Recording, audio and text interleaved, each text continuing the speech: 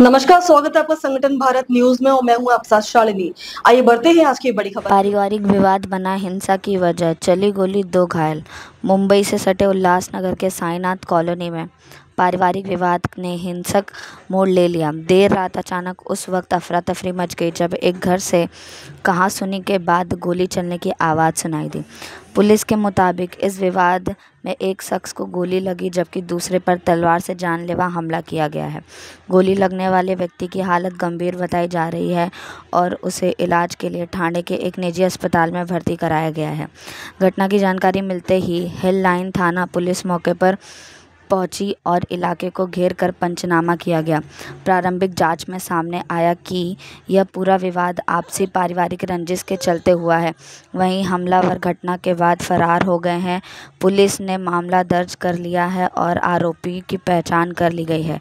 फिलहाल उनकी तलाश में भी विभिन्न इलाकों में दबिश दी जा रही है। मुंबई से सटे ठाणे जिले के उल्लासनगर से प्रमोद कुमार की रिपोर्ट। नमस्कार.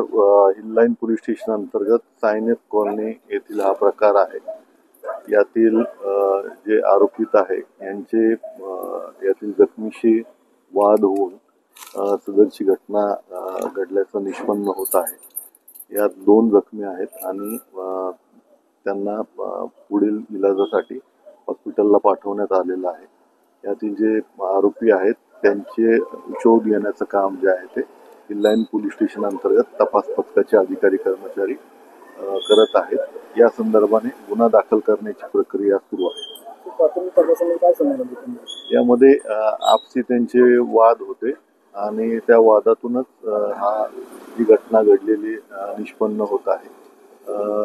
ऍक्च्युली जो आरोपी आहे तो आरोपी जो जखमी आहे त्याचा मेहुणा आहे आणि कौटुंबिक वादातूनच ही घटना घडल्याचं लक्षात येत आहे. फायरिंग झाली काय?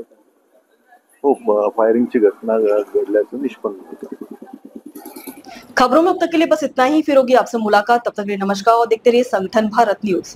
ऐसे ही लेटेस्ट अपडेट पाने के लिए हमारे चैनल को सब्सक्राइब करें और तुरंत नोटिफिकेशन पाने के लिए बेल आइकन दबाना न भूलें। यदि आप हमें फेसबुक या इंस्टा के माध्यम से देख रहे हैं तो हमारे पेज को फॉलो जरूर करें। धन्यवाद।